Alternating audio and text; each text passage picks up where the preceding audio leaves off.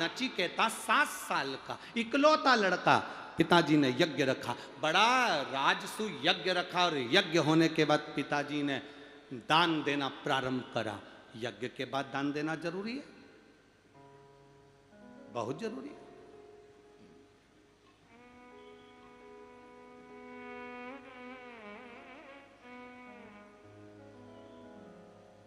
यज्ञ के बाद दान देना प्रारंभ करा। अब दान दे रहे थे पिताजी, तो उनके पास में गाय बहुत सारी थी, तो उन्होंने गाय दान दी, गौ माता का दान किया।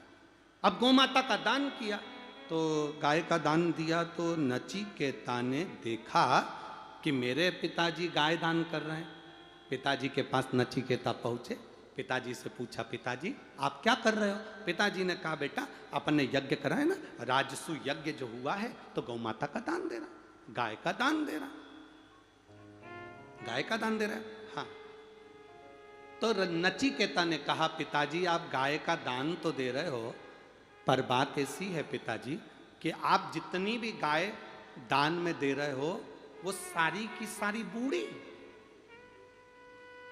जो दूध नहीं देती, केवल हड्डी का ढांचा हो रही है, शरीर में मांस ही नहीं है, दुर्बल, बीमार, बूढ़ी। नचिकेता ने कहा, पिताजी ऐसी गाय तुम दान दे रहे हो?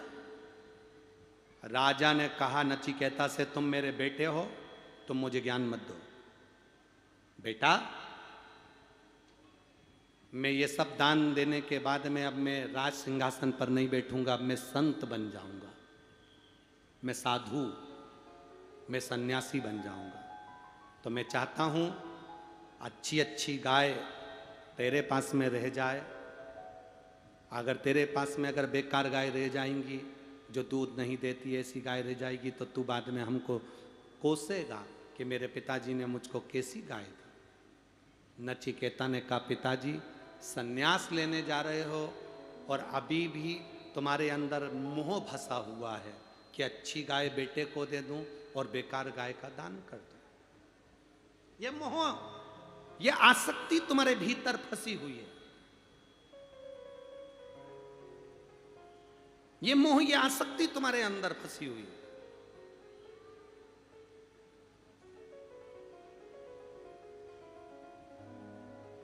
पिताजी, जब तुम सन्यास ले रहे हो तो तुम्हारा बेटा भी तो तुमसे दूर हो गया, तो तुम्हें तो मोह छोड़ देना चाहिए। इतने में पिता ने अपने बेटे से कहा, तू बेटा है, बाप नहीं, मुझे अकल मत दे।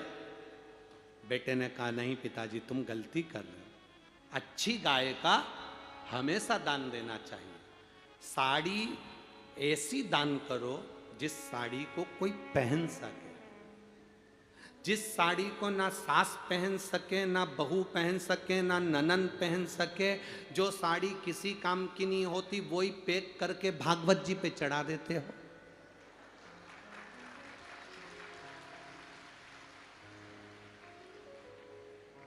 जब तुम साड़ी पहन नहीं रहे हो, इतनी हल्की है, तुम्हारी बहू साड़ी नहीं पहन रही, इतनी बेकार है, तुम्हारी बेटी साड़ी नहीं पहन रही, इतनी बेकार है, तो क्या पंडित जी की पत्नी पहन लेगी?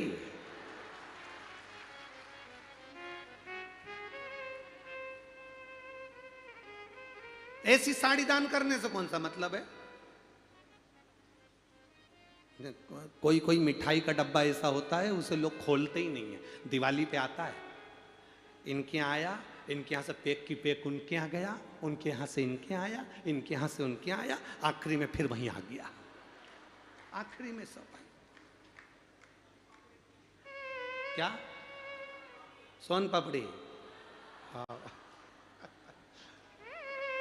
सब समझदार बैठे हो रहे तुम लोग, तो गजब है, उतने में तुम लोग समझ जाते हो, बोलना ही नहीं पड़ता हो। अब इधर से चला उधर, उधर से चला उधर, उधर से चला उधर, उधर घूमते घूमते घूमते घूमते वापिस में करो क्या? देव अच्छा देने का प्रयास करो, बेकार ना, जितना अच्छा समर्पित कर सकते हो उतना दो। नचिकेता ने अपने पिताजी को समझाया, पिताजी नहीं माने, पिताजी को क्रोध आ गया, मेरी औलाद होकर मेरे से मुंह मिलाता है, तू कह रहा है कि सन्यास होने के बाद में तू भी मेरा नहीं रहेगा, तो ला मैं तुझे अब भी दान कर देता हूं, जैसे मैंने गाय का दान करा वैसा मैं तुझे यमराज को दान कर देता हूं, ला अब भी कर देता हूं।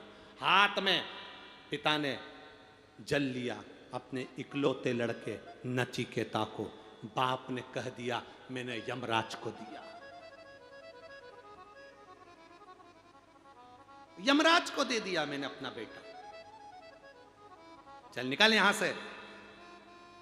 बेटे को धक्के मारकर निकाला गया।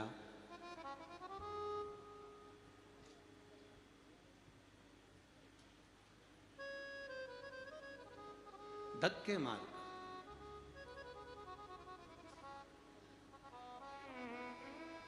गौ माता के पास में बैठकर कोई अपनी बात कहता है तो कृष्ण तक पहुंचती है। किसके तक? कृष्ण तक। नंदी बैल के नजदीक में बात कही तो शिव तक पहुंचती है। और भैंस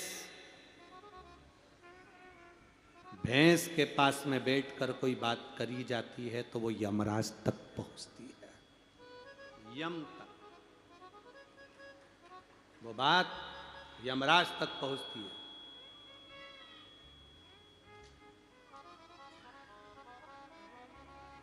नचिकेता को भैंस के तबेले में भैंस के पास में बांध दिया गया। यमराज आएगा, लेकर जाएगा। 5 दिन नचिकेता ने ना कुछ खाया ना पिया। 7 साल का बेटा नचिकेता आखिरी में यमराज को दान दिया था तो यमराज आ गया। यमराज आया।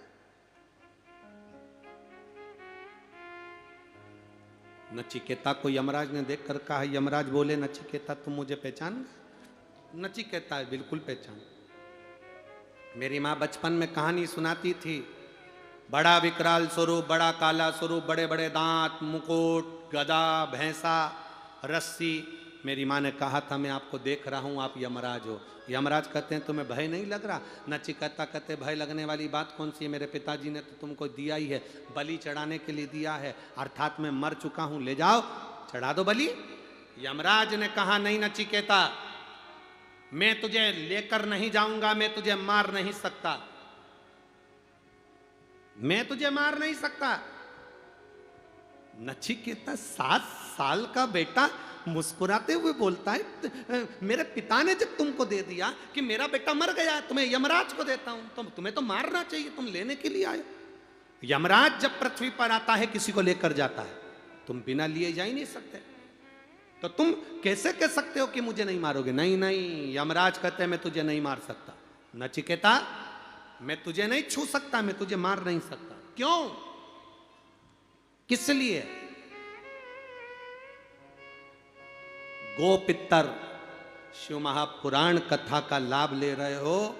जितने लोग आस्था चैनल पर कथा सुन रहे हैं, जितने फेसबुक यूट्यूब पर कथा सुन रहे हो, जितने इस मोबाइलों पर कथा सुन रहे हो और जितने इस ग्राउंड के अंदर बैठकर कथा सुन रहे हो, बड़े ध्यान से सुनना कि अपने पूर्वजों के मोक्ष के लिए गोपितर शिव महापुराण की कथा श्राद्ध पक्ष में श्रवण कर रहे हो।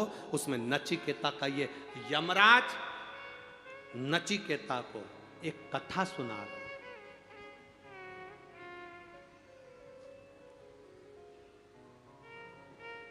बाबा की कृपा से प्रदोष के दिन आपको ये कथा का लाभ मिले, इससे बढ़कर और क्या चाहिए? इससे बढ़कर सुख क्या चाहिए?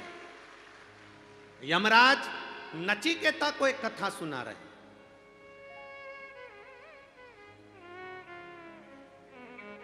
यम के मुख से पहली बार कथा निकल रही है। कितने भी शास्त्र, कितने भी वेद, कितने भी पुराण उठाकर देख लीजिए। उद्धव उवाच,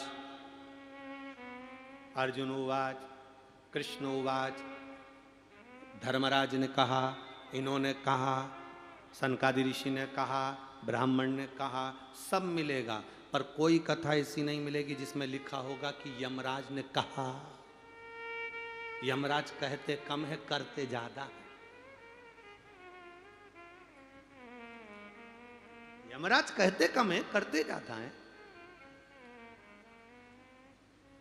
तो श्राद्ध पक्ष में अगर ये कथा सुनने को मिल रही तो कितने किस्मत, कितना भाग्य है आपका और हमारा।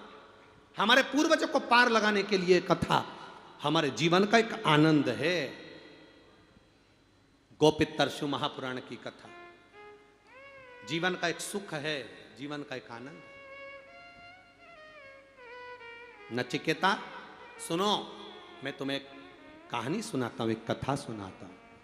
नचिकेता यमराज को देख रहे हैं, यमराज नचिकेता को देख रहा है और दोनों के बीच में संवाद चालू हो जाता है। यमराज ने कहा, सुनो नचिकेता,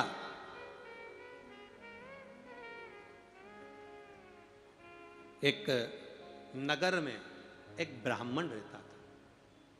ब्राह्मण के पास में बड़ी सुंदर 5 गायें थी, बड़ी सुंदर 5 गाय।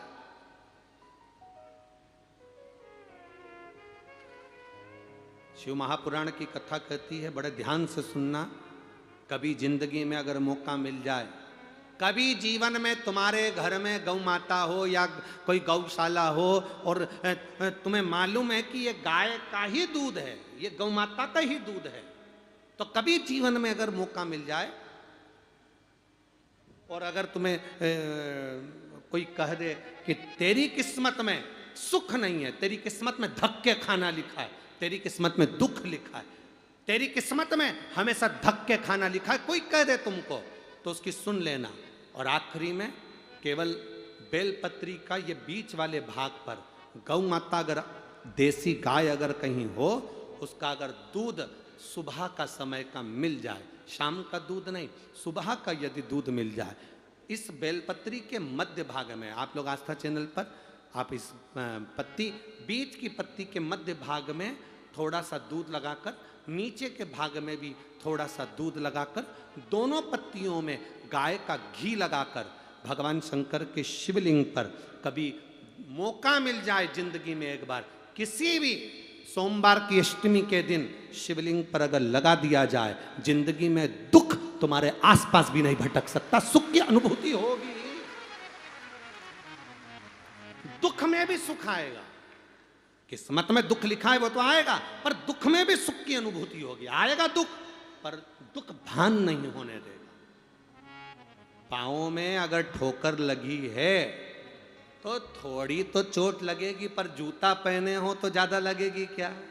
जम के तो बोलो रे, नहीं लगे, क्योंकि जूता पहन रखा है, तुमने पहले से सेफ्टी कर रखी है, तो चोट नहीं लगेगी। ठोकर लगी, कष्ट हुआ, पाँव में थोड़ा कष्ट हुआ, पर इतना नहीं हुआ। अगर नंगे पैर होता, चोट लगती तो ज्यादा लगता, ज्यादा आनंद।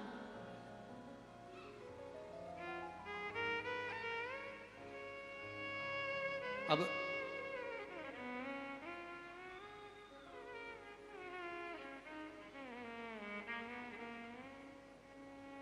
बेलपत्री